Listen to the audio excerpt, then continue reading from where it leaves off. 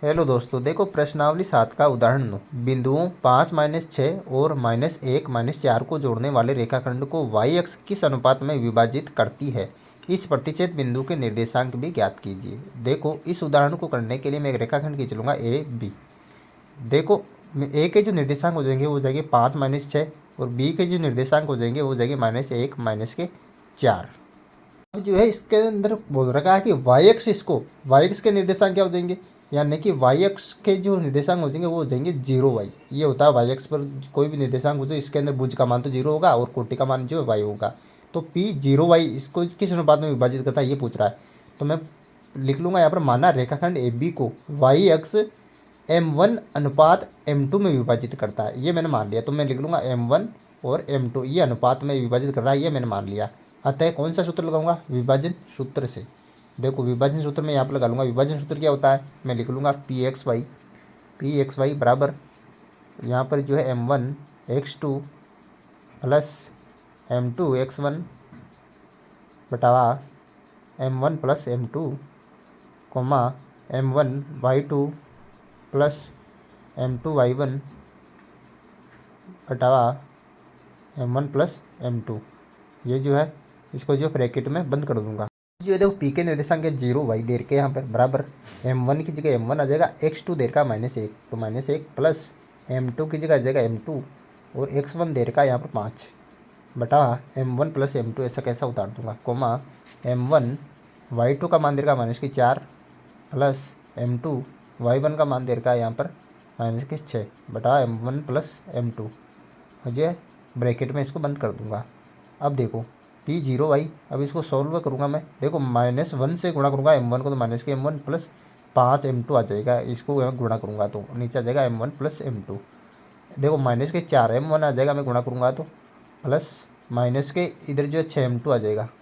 इसको गुणा करने पर -6m2 आ गया बटा m1 प्लस m2।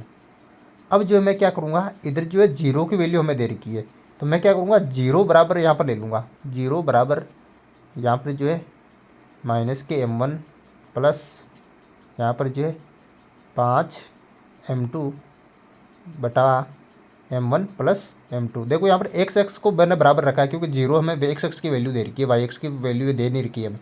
तो मैं देखो वजन गुणा करूँगा तो 0 कोष्टक m1 प्लस m2 आ जाएगा बराबर -m1 प्लस 5m2 आ जाएगा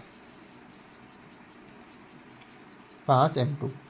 अब जो 0 को मैं m1 प्लस m2 से गुणा करूँगा, 0 का 0 रहेगा।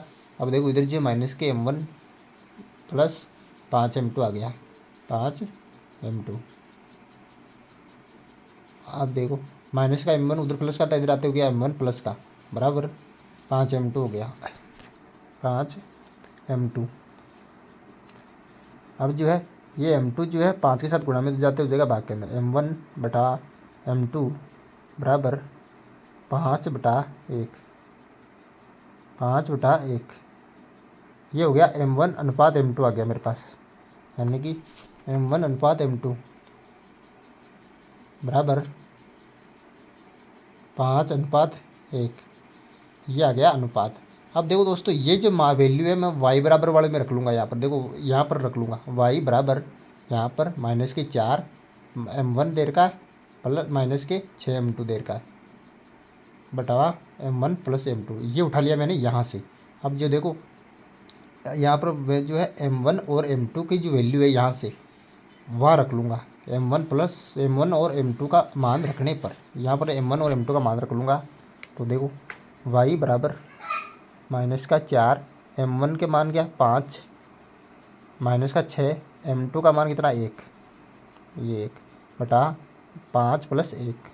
और देखो, y बराबर -4 को 5 से गुणा करो -20, -6 को 1 से गुणा किया तो -6 बटा 6। अब देखो, y बराबर -20 और -6 कितना हो गया, y बराबर हो गया -26 बटा आ गया 6। अब देखो, इसको मैं 2 से जो है डिवाइड करूँगा तो मेरे पास आ जाएगा 26 को 2 से डिवाइड करूँगा आ जाएगा -13 माइनस के, और नीचे 6 को डिवाइड करूँगा 2 3 6, यानी कि -13/3 जो है y की जो मेरे पास मान आ गया।